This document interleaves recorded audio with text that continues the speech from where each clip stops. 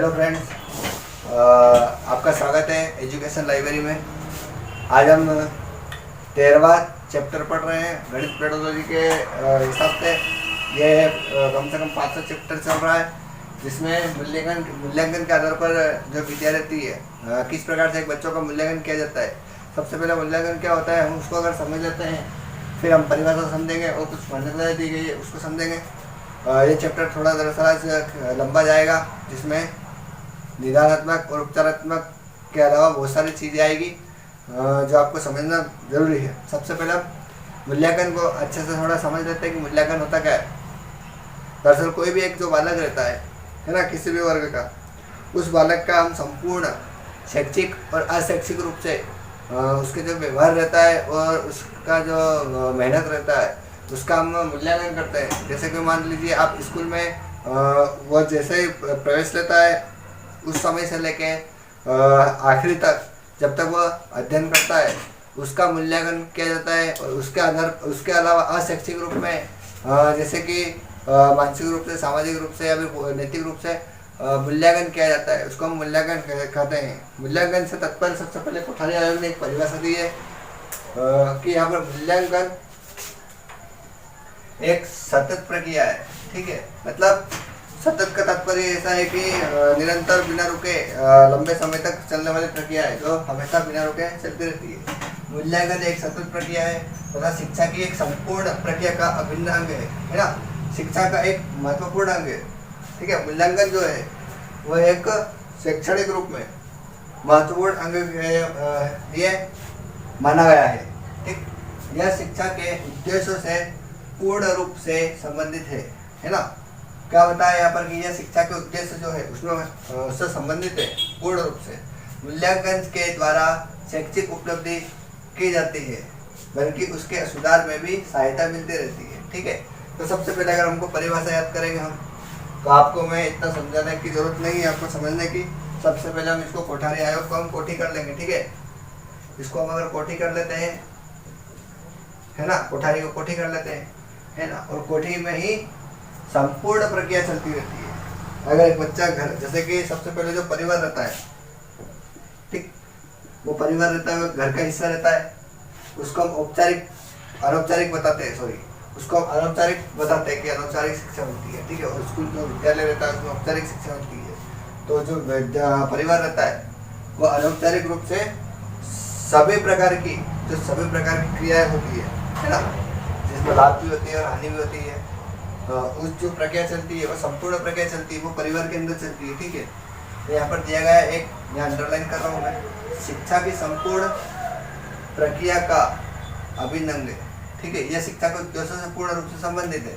तो इसका हम सिर्फ इतना सा समझेंगे, शिक्षा की संपूर्ण प्रक्रिया है ना, संपूर्ण मतलब सारे प्रक्रिया। या कोठी का मतलब घर, ठीक, और घर में क्या आता है, परिवार आता है। तो जो परिवार रहता है उसके अंदर संपूर्ण प्रक्रिया चल रही है ना, वो किसका अंग है, शिक्षा का। तो इस हिसाब से आप परिभाषा याद कर सकते हैं। अब मान्यता दी है, ठीक है, मूल्यांकन जो रहता है उसको मान्यता दी है कि शैक्षिक उपलब्धि का एक अस्तित्व है ना। जो मूल्यांकन रहता है वो एक महत्वपूर्ण अस्तित्व रहता है शैक्षिक उपलब्धि का, और यह एक बहुविमीय स्वरूप है। मतलब इसका तात्पर्य है कि जो मूल्यांकन रहता है वो किसी एक केंद्रित पर नहीं रहता है, वो इस तरीके से भी हो सकता है, मतलब चारों दिशाओं में विद्यमान रहता है, सभी तरफ से हम उसको अच्छे से समझ सकते हैं। दूसरा दिया है शैक्षिक उपलब्धि ऐसी कोई वस्तु नहीं है। ठीक, इसको एक कोई वस्तु नहीं बताया कि कोई ऐसी उपलब्धि नहीं है जो व्यक्ति में होती है या नहीं होती है ना। कोई भी व्यक्ति आता है तो वो जन्मजात जो बुद्धि रहती है उसकी जन्मजात प्रतिभाशाली नहीं रहती है। बच्चा जैसे जैसे सीखेगा और अधिगम करता जाएगा उस आधार पर वो आगे बढ़ता जाएगा। तो ये क्या पर दिया है कि जो व्यक्ति में होती है या नहीं होती है, मतलब मूल्यांकन जो रहता है ना, वो रहता भी है और नहीं रहता है, इस आधार पर हम कह नहीं सकते। एवं अविरल होती है। अविरल का मतलब तात्पर्य है कि यह एक दिशा में नहीं बहती और विभिन्न कोटि में धारण की जा सकती है। इसका तात्पर्य है कि आप जो मैंने यहाँ पर बताया कि चारों दिशाओं में विद्यमान रहती है ना, आप कहीं से भी इसका मूल्यांकन कर सकते हैं। तो यहाँ पर विभिन्न कोटि में धारण की जा सकती है। तो इसका तात्पर्य है कि आप इसको एक जगह सीमित नहीं कर सकते, इसको अलग अलग भागों में बांटा जा सकता है। अब यहाँ पर हम जो मूल्यांकन करते हैं, उन मूल्यांकन में हम जो मूल्यांकन करते हैं उस मूल्यांकन में हम किस प्रकार से, किस उद्देश्य से मूल्यांकन किया जाता है, उसको हम थोड़ा यहाँ पर थोड़ा डिटेल में समझेंगे। तो सबसे पहले जो यहाँ पर नंबर 1 दिया हुआ है, जिसमें लिखा हुआ है कि जो पाठ्यक्रम रहता है, ठीक है। अब पाठ्यक्रम का तात्पर्य सबसे पहले हमको ये पता होना चाहिए कि आप जो भी बच्चों को पढ़ा रहे हैं या कोई सी भी कक्षा ऐसी है जिसमें उनका जो पाठ्यक्रम है वो पाठ्यक्रम उनको बाल शिक्षा केंद्रित पर, या बच्चा जो रहता है उसके आधार पर, उसकी बुद्धि के आधार पर केंद्रित होना जरूरी है। उसी आधार पर पाठ्यक्रम का निर्माण होना चाहिए। अब यहाँ पर लिखा है पाठ्यक्रम में आवश्यक संशोधन करना, ठीक है। अब यहाँ पर अगर बच्चों को थोड़ा टफ लग रहा है, कठिन लग रहा है, अगर पढ़ नहीं पा रहा है, तो आप उसमें संशोधन कीजिए और उसमें कुछ आवश्यक सुधार कीजिए जिससे कि बच्चों को पढ़ने में आसानी हो। मतलब इसका तात्पर्य यही है कि आप जो भी निर्माण कर रहे हैं पाठ्यक्रम में वो बच्चों के अनुसार हो। दूसरा है परीक्षा प्रणाली में सुधार करना। परीक्षा प्रणाली जो रहती है वो विश्वसनीयता, वैधता, है ना, उस पर आधारित होना चाहिए। अगर उसमें कुछ त्रुटि आ रही है, कुछ भी परेशानी आ रही है, तो आप उसमें सुधार कर सकते हैं। फिर तीसरा दिया है निर्देशन एवं परामर्श। ठीक, निर्देशन एवं परामर्श है तो उचित अवसर प्रदान करना, है ना। आप अगर पढ़ा रहे हैं और उसका मूल्यांकन कर रहे हैं, तो मूल्यांकन करने में आप जो निर्देश दे रहे हैं या परामर्श दे रहे हैं, तो उसमें आपको थोड़ा अवसर प्रदान करना चाहिए बच्चों को। क्योंकि बच्चे को अवसर देते हैं हम, तो उसमें सबसे पहले अगर बच्चों को अवसर दे रहे हैं हम, तो बच्चा अच्छे से सीख सकता है। फिर आगे है अध्यापकों की कार्यकुशलता एवं सफलता का मापन करना, है ना। बच्चों का तो मूल्यांकन कर रहे हैं आप, ठीक है। तो यहाँ पर अध्यापकों की भी बात है कि शिक्षक जो रहता है उसकी भी कार्यकुशलता है कि वह किन विधि का प्रयोग कर रहा है, कौन सी पाठ्यक्रम का यूज कर रहा है, उस आधार पर आप यह सफलता का मापन कर सकते हैं। इसके बाद में यहाँ पर बताया है कि बालकों के व्यवहार एवं ज्ञान संबंधी परिवर्तन में सुधार करना, ठीक है। जो बच्चे रहते हैं उनका व्यवहार किस प्रकार का रहता है, या फिर ज्ञान संबंधी रहता है, उनकी बुद्धि जो रहती है उसका किस आधार पर रहता है, तो आपको उसका परिवर्तन जो होता है उसकी जांच करना चाहिए। फिर आगे बालकों की दुर्बलताओं तथा योग्यताओं, ठीक है। बच्चा कहाँ तक सीख रहा है, कितना सीख रहा है, उनकी कठिनाई और उनका जो योग्यता रहती है, उस आधार पर जानकारी प्रदान करने में सहायता प्रदान करना चाहिए। फिर आगे अनुशासन की प्रभावशीलता का पता लगाना चाहिए कि बच्चा कितना कार्य कर रहा है, कितना नहीं कर रहा है, उसकी प्रभावशीलता क्या रहती है उसका पता लगाना चाहिए। या फिर यहाँ पर दिया हुआ है 8वां कि नहीं वह प्रभावी शिक्षण, ठीक, जो नया जो शिक्षण करता है या प्रभावी शिक्षण करता है, उसकी जो प्रविधि रहती है उसको तरह तरह से खोज करना। जैसे कि गणित जो विषय है, गणित विषय में समय समय पर खोज करना चाहिए कि इसमें नई विधि कौन सी होती है, इसमें कौन सा हम बदलाव कर सकते हैं, उस आधार पर। और अगला है प्रचलित शिक्षण विधि तथा पाठ्य पुस्तक जांच कर उसमें सुधार करना, ठीक है। तो शिक्षण विधियाँ रहती है, शिक्षण विधियों के अलावा पाठ्य पुस्तक रहती है, उसमें हमको सुधार करना चाहिए कि उसमें क्या त्रुटि आ रही है, क्या त्रुटि नहीं आ रही है, उसमें कितना फायदा मिलेगा, उस आधार पर आप उद्देश्य के हिसाब से आप। अब यहाँ पर सोपान दिए हुए हैं कि आप जो मूल्यांकन कर रहे हैं ना, अगर मान लीजिए थोड़ी देर के लिए आप अगर किसी बच्चे की परीक्षा लेते हैं और परीक्षा लेने के बाद में अगर आप उसका मूल्यांकन कर रहे हैं, तो आपको यहाँ पर सोपान दिया हुआ है, 3 सोपान दिए हैं जिसमें आपको किस प्रकार से करना है। सबसे पहले यहाँ पर दिया है कि शिक्षण उद्देश्यों का निर्धारण एवं परिभाषीकरण करना। सबसे पहले आपको उद्देश्य यहाँ पर डिफाइन होना चाहिए। उद्देश्य आपको पता होना चाहिए कि आप जैसे कि मान लीजिए आप 6ठी क्लास का गणित पढ़ा रहे हैं, ठीक है, और अगर आप उसमें से कुछ संख्या पद्धति या कुछ भी ऐसी चीज़ पढ़ा रहे हैं, उसमें आपको उद्देश्य स्पष्ट होना चाहिए कि ये उद्देश्य हमारा और ये बच्चों को सिखाना जरूरी है। और अगर ये उद्देश्य अगर बच्चा सीख लेता है तो यहाँ पर उद्देश्य का निर्धारण हो जाता है, और निर्धारण होने के बाद में उसको परिभाषितीकरण हो जाता है कि परिभाषित हो जाती है किसी भी चीज़, बच्चों को समझ में आ जाती है। फिर दूसरे नंबर पर यहाँ पर दिया है कि अधिगम अनुभव की योजना बनाना, है ना। बच्चा सीख रहा है पर सीखने के साथ में कितना अनुभव कर रहा है, और अनुभव के आधार पर, पूर्व ज्ञान के आधार पर वो कितना सीख रहा है, उस आधार पर उसकी योजना बनाना चाहिए समय समय पर। अगला है व्यवहार परिवर्तन। व्यवहार बच्चे का व्यवहार ऐसा रहता है कि परिवर्तनशील रहता है, वह एक निश्चित जगह नहीं रहता है। अगर बच्चा अगर रो रहा है तो बच्चा हमेशा रोता नहीं रहेगा, ठीक है, वो व्यवहार परिवर्तन रहेगा। उस आधार पर मूल्यांकन करना चाहिए, मतलब बच्चे का व्यवहार किस आधार पर, कितना सीख रहा है, कैसे सीख रहा है, उस आधार पर परिवर्तन करना चाहिए। अब यहाँ पर परीक्षाओं को मूल्यांकन की जो परीक्षाओं की दृष्टि से गुण दिए हुए है कि किस प्रकार से गुण होना चाहिए। एक परीक्षा लेते हैं हम तो, है ना, प्रश्न का निर्माण किस प्रकार से होना चाहिए, किस प्रकार से हम ये जानेंगे बारी में। अब यहाँ पर विशिष्टता की बात है तो विशिष्टता इस प्रकार से हम इसको बता सकते हैं कि अगर बच्चा किसी भी प्रकार का प्रश्न पत्र कर रहा है और उसका कोई भी शिक्षक अगर जांच करता है तो जांच करने के बाद में अगर मान लीजिए यहाँ पर ए ने ये कॉपी चेक करी है और यहाँ पर बी ने यहाँ पर कॉपी चेक की और दोनों के नंबर अगर समान आ रहे हैं 26-26, तो विश्वसनीयता के आधार पर रहता है। ठीक है, अगला है वैधता। वैधता की अगर हम बात करें तो वैधता यहाँ पर सिर्फ ए ही चेक कर सकता है। ठीक है, और अगर यहाँ पर बी करेगा तो यहाँ पर अलग होगा। जैसे कि मान लीजिए ए निकली है और 26 आए और यहाँ पर अगर 24 आ रहा है तो इसकी वैधता पर आधारित रहेगा। अगला है वस्तुनिष्ठता। वस्तुनिष्ठता की तात्पर्य यह है कि यहाँ पर जो भी आपने एक प्रश्न दिया हुआ और एक प्रश्न के 4 ऑप्शन दिए हुए, इस आधार पर अगर आप यहाँ पर लगाते हो, ठीक है, जैसे कि मान लीजिए यहाँ पर पूछा है कि मूल्यांकन क्या है, सतत है और या केंद्रित है, जो भी जिस प्रकार से अगर प्रश्न आता है और अगर आपने सही निशान लगाया है तो इसका वस्तुनिष्ठता प्रश्न बता सकते हैं कि इस प्रकार से हो सकता है। विभेदीकरण की बात है। विभेदीकरण का तात्पर्य यह है सर्वप्रथम कि बच्चा अगर सीख रहा है तो यहाँ पर प्रतिभाशाली की बात हो रही है। ठीक, प्रतिभाशाली के लिए प्रश्न पत्र है और मंद बुद्धि के लिए है, सामान्य के लिए है। ठीक है, मतलब जो भी कैटेगरी के बच्चे आते हैं उनमें प्रश्नों का विभेदीकरण किस प्रकार से किया जाता है। जैसे कि मान लो कठिन स्तर बताया है थोड़ी देर के लिए, है ना, कि अगर आपको 100 नंबर का पेपर आ रहा है और 100 नंबर के पेपर में आपको पहले सामान्य स्तर पर आ रहा है, ठीक है, इजी आ रहा है, सामान्य स्तर पर आ रहा है, फिर धीरे धीरे कठिनाई बढ़ रही है, तो कठिनाई स्तर और विभेदीकरण थोड़ा सामान्य ही रहता है। और व्यापकता की बात है, ठीक है, अगर आपको लोकप्रियता, अगर मान लीजिए आप पेपर बना रहे हैं, जैसे कि अभी 10वीं के पेपर आते हैं और 10वीं के पेपर अगर अच्छा आएंगे तो उसकी व्यापकता आएगी, है ना, व्यापक स्तर पर रहेगा, लोकप्रियता रहेगी कि बच्चों को समझ में आ रहा है कि हाँ पेपर अच्छा आ रहे हैं, उस आधार पर व्यापकता रहती है। अब सहजता की बात करें, अगर बच्चे सही प्रकार से उसका जो हल कर रहे हैं और सहजता के साथ में उत्तर दे रहे हैं तो उस आधार पर ये गुण रहते। अब यहाँ पर हम परीक्षा किस प्रकार से लेते हैं, ठीक है, उसकी यहाँ पर कुछ विधियाँ दी गई है नहीं, जो आज कल चल रही है।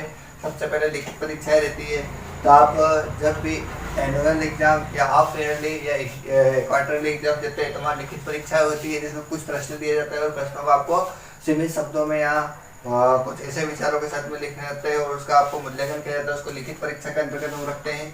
इसके बाद में मौखिक आप हमेशा से, जैसे कि मान लीजिए कोई चैप्टर आपको अध्याय का अध्यापन किया जा रहा है और आपको बारी बारी से प्रश्न मौखिक रूप से पूछे जा रहे हैं। जैसे कि मान लीजिए एक उदाहरण देता हूँ मैं, ठीक है, कि भारत की राजधानी क्या है, तो मैं आपको जो अभी बोल रहा हूँ और पूछ रहा हूँ तो वो एक मौखिक परीक्षा के आधार पर हो सकता है।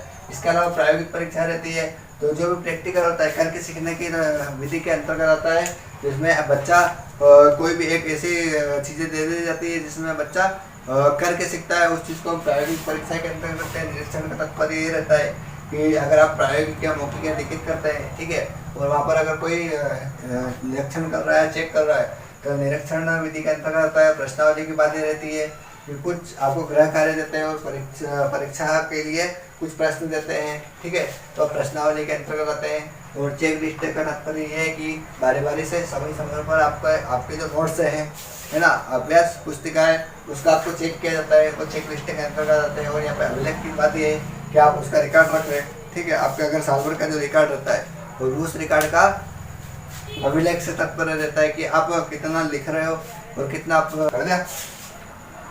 अब यहाँ पर हम शिक्षण क्षमता का विकास दिया हुआ है विद्या में, इसमें कि आप जो शिक्षण करवा रहे हो, है ना, उसकी जो क्षमता रहती है उस आधार पर किस प्रकार से किया जाता है। तो यहाँ पर 3 बताया हुआ कि निदानात्मक रहता है, उपचारात्मक रहता है और सूक्ष्म शिक्षण या पूरा शिक्षण रहता है, ठीक है। तो सबसे पहले हम निदानात्मक की बात करें। निदानात्मक शिक्षण इस प्रकार का रहता है कि कोई भी किसी भी प्रकार का बच्चा रहता है, ठीक है, जैसे कि मान लीजिए यहाँ पर ए से लेके Z तक के बच्चे किसी क्लास में हैं और उनकी जो शिक्षण क्षमता रहती है उस आधार पर अगर कोई समस्या त्रुटि निकलती है ना, तो निदानात्मक शिक्षण में आता है। और निदानात्मक शिक्षण में अंकों प्रकरण नहीं किया जाता है, ऐसे उससे समस्या को पता लगाया जाता है कि समस्या क्या है ना। अगर आप मान लो गणित पढ़ा रहे हो, गणित में किसी सूत्र में किसी बच्चे को त्रुटि हो रही है, समस्या आ रही है, कठिनाई आ रही है, तो वह निदानात्मक शिक्षण के अंतर्गत आती है। निदानात्मक में हम इसके उद्देश्य के आधार पर अगर हम जानेंगे तो बच्चों के सबसे पहले हमको पता लगाना चाहिए कि बाल केंद्रित आधारित रहता है कि नहीं रहता है। इसके अलावा बहुत सारी चीज़ें ऐसी रहती है जिसमें प्रक्रिया में सुधार किया जाता है। अगर प्रक्रिया में आप सुधार कर सकते हो तो उस आधार पर रहता है, वो बच्चे का पाठ्यक्रम रहता है, उस आधार पर उसको ध्यान रखना पड़ता है। कि निरंतरक शिक्षण में आता है कि नहीं आता है। अब हम इसके बाद में थोड़ा समझेंगे कि सबसे पहले निरंतरक शिक्षण होता है, इसकी विधि किस प्रकार से रहती है, सोपान किस प्रकार से रहते हैं। सबसे पहले अगर मान लीजिए आप क्लास में अगर निरंतरक शिक्षण कर रहे हैं तो निरंतरक शिक्षण में आपको पता होना चाहिए कि ये एक किसी भी प्रकार की जैसे कि प्रतिभाशाली है या फिर मंदबुद्धि है या फिर सामान्य या पिछड़ा बालक है, उसके अंतर्गत निरंतरक शिक्षण नहीं रहते, किसी एक आधार पर नहीं रहते हैं या किसी भी प्रकार की श्रेणी में बच्चों में आ सकती है। तो सबसे पहले अगर जो रहती है तो यहाँ पर समस्या रहती है कि ये समस्या क्या है ना। समस्या का पता लगाया जाता है। समस्या का पता लगाने के बाद में आपको पता होना चाहिए कि यहाँ पर त्रुटियाँ कौन कौन सी, जैसे मान लीजिए 1 से लेके तो यहाँ पर 5 तक की त्रुटियाँ है, ठीक है। आप अगर ये पता लगा लेंगे तो आपको पता चले कि इसका निदान क्या है, ठीक है, मतलब इसकी समस्या का हल क्या है, आप उसका पता लगा सकते हैं। और अगर आपको यहाँ पर ये पता चल जाएगा कि इसका हम इस प्रकार से कर सकते हैं तो आपको पता चल जाएगा ये सारी जितनी भी रहती है विधिया इसके अंतर्गत जितना भी रहता है ये सोपान के अंतर्गत आता है। अब हमने निदान के बारे में समझा था कि त्रुटियों के बारे में कौन कौन सी त्रुटियां रहती है, ठीक है।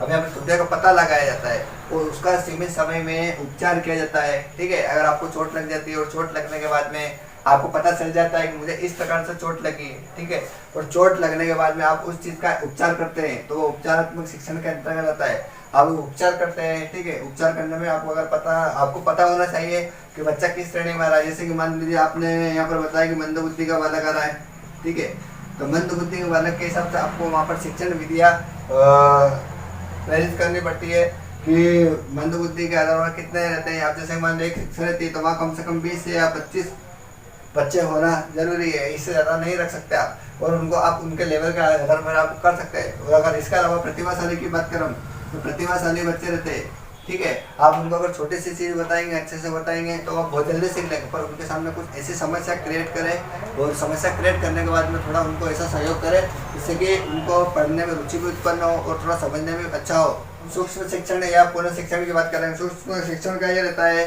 कि अगर आप कोई चैप्टर पढ़ा रहे हैं, कोई अध्याय अगर आप अध्ययन करवा रहे हैं, ठीक है, अध्यापन करवा रहे हैं, तो आपको सूक्ष्म शिक्षण के तत्पर्य के अंतर्गत करना चाहिए कि अगर जैसे कि मान लीजिए अभी आज के टाइम पे समावेशी शिक्षा का बहुआयत है, जिसमें बच्चे समावेशी शिक्षा के अंतर्गत पढ़ रहे हैं। एक क्लास में विकलांग भी रहते हैं, विशिष्ट भी रहते हैं, सामान्य भी रहते हैं, किसी भी प्रकार के वर्ग के रह सकते हैं। तो आपको वहाँ पर अगर एक चैप्टर आप पढ़ा रहे तो उसमें सूक्ष्म शिक्षण का आधार देना चाहिए। जब तक बच्चा, जैसे कि मान लीजिए आपने यहाँ पर एक चैप्टर अभी आपने प्रारंभ किया है, प्रारंभ करने के बाद में आप उसको जब तक बच्चों को समझ में नहीं आ जाता है जब तक अगले चैप्टर प्रारंभ नहीं कर सकते हैं, ठीक है।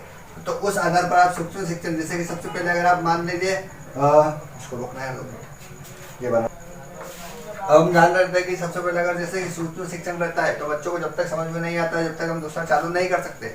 इस आधार पर आपको पता होना चाहिए कि अगर आप एक चैप्टर अगर प्रारंभ कर रहे हैं तो बच्चों के जो समावेशी के अंतर्गत आता है तो उसमें आपको नियोजन करना जरूरी है, आपको योजना बनाना जरूरी है कि किसी भी या अपन कुछ भी कर रहे हैं तो आधार पर नियोजन प्रणाली के बाद में शिक्षण होना चाहिए। शिक्षण के बाद में यहाँ पर पृष्ठ पोषण का तात्पर्य ये है कि आपने उसको जितना अच्छे से समझाया हुआ है उसका आप मूल्यांकन कर रहे हैं कि बच्चों को कितना समझ में आया, उस आधार पर वापस से उसका पूर्ण शिक्षण कर सकते हैं। पूर्ण शिक्षण में वापस से उसका पुनः नियोजन आ जाएगा, फिर पुनः शिक्षण आ जाएगा, पृष्ठ पोषण आ जाएगा। इस प्रकार का हमारा चैप्टर था ये।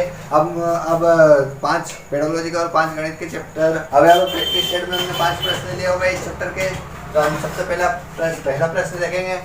यहाँ पर दिया हुआ है कि एक अच्छी परीक्षा का लक्षण नहीं है। आप अगर परीक्षा ले रहे हैं, ठीक है, तो वहाँ पर क्या क्या चीज़ें जरूरी होना चाहिए, ठीक है। तो वहाँ पर इसमें से यहाँ पर नहीं का पूछा है कि यहाँ पर नहीं है, ठीक है। यहाँ पर पूछा है कि एक परीक्षा है, जो परीक्षा है उस परीक्षा में कौन सा लक्षण नहीं है ना। तो यहाँ पर आसान स्तर बताया है, तो हम इसको हम थोड़ी देर रुक जाते हैं। यहाँ पर विश्वसनीयता की बात है, ठीक है, तो विश्वसनीयता की बात है तो यहाँ विश्वसनीयता होना चाहिए, तो हम इसको राइट कर लेंगे। वैधता की बात है तो वैधता भी होना चाहिए, उसको भी हम राइट कर लेंगे। और यहाँ व्यापकता की बात है, ठीक है, व्यापकता की अगर बात कर ले तो ये भी होना चाहिए। अब यहाँ पर नहीं की बात की हुई है तो यहाँ पर आसान स्तर पर पूछ रहा है तो आसान स्तर हमारा राइट हो जाएगा और यहाँ पर ये गलत हो जाएंगे इस प्रश्न के हिसाब से। अगला हो जाएगा विचार विमर्श का महत्व है ना।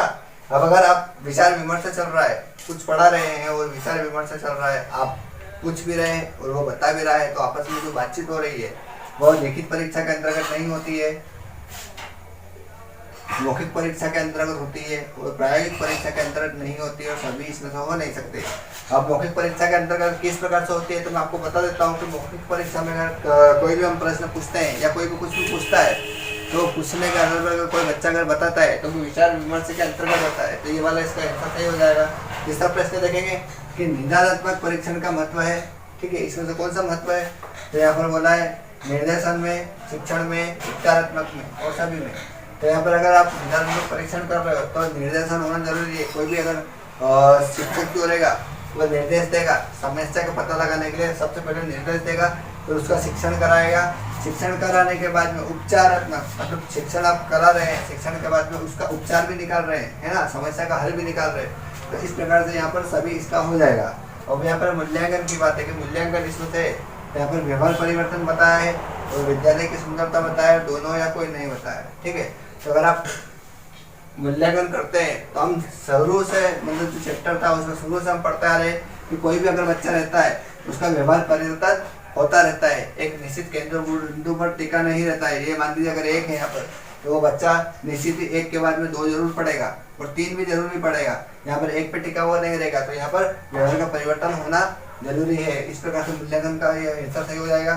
पांचवा हम देखते हैं कि मंद बुद्धि बालक हेतु सुधारात्मक परीक्षा है, ठीक है। जो एक मंद बुद्धि बालक की यहाँ पर परीक्षा हो रही है तो इसमें किस आधार पर हम सुधारात्मक बता सकते हैं, तो मंद बुद्धि परीक्षण, निदानात्मक परीक्षण, सृजनात्मक परीक्षण और कोई नहीं, ठीक है। तो मंद बुद्धि का मंद बुद्धि परीक्षण तो इस प्रकार से हो नहीं सकता है, तो हम इसको काट देंगे, ठीक है। निदानात्मक परीक्षण यहाँ हमको ये लग रहा है तो इसको हम पहले आगे देख लेते हैं। सृजनात्मक परीक्षण, सृजनात्मक की हमने इस टॉपिक में कहीं से कहीं तक बात नहीं की है। और हमने जो मंद बुद्धि की बात चली तो हमने निदानात्मक की बात की हुई है, तो इसका ये सही हो जाएगा।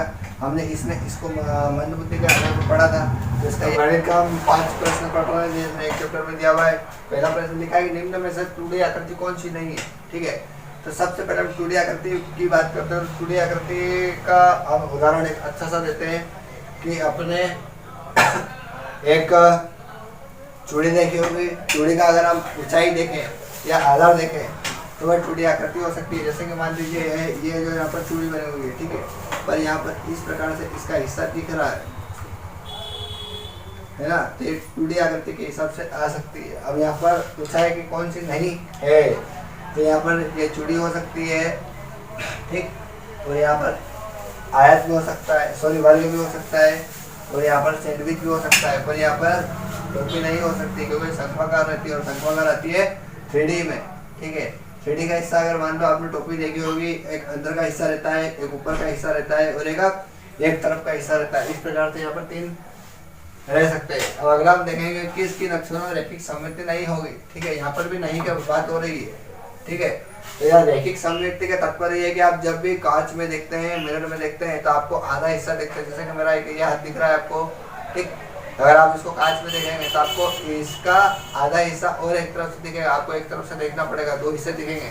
तो यहाँ पर एच और ओ का दिखेगा। अगर मान लीजिए एच का अगर देखते हैं हम, ठीक है, तो एच का अगर इस प्रकार से दिख रहा है ना, तो इस तरीके से भी आपको यहाँ पर दिख सकता है, ठीक है, इस प्रकार से दिख सकता है। तो एच ओ दिखता है, ई दिखता है, ओ ई दिखता है, पर जेड नहीं दिखता है, जेड की आकृति नहीं बनती है, ठीक है। अब यहाँ पर पूछा है कि एक समांतर चतुर्भुज की कितनी सममित रेखा है, ठीक है, चतुर्भुज की बात हो रही है। तो अगर चतुर्भुज अगर बनाएंगे हम तो यहाँ पर सममित रेखाएं पूछी है, तो सममित रेखा यहाँ पर 2 प्रकार से बन सकती है, इस प्रकार से और इस प्रकार से रह सकती है। अब यहाँ पर पूछा है कि एक वृत्त की एक जीवा 10.1 सेंटीमीटर है, ठीक है, और वृत्त की त्रिज्या कितना होना चाहिए, यहाँ पर 5 ऑप्शन दिए, 4 ऑप्शन दिए, जिसमें 5 सेंटीमीटर, 5 सेंटीमीटर से बड़ी, दोनों या 5 सेंटीमीटर से कम।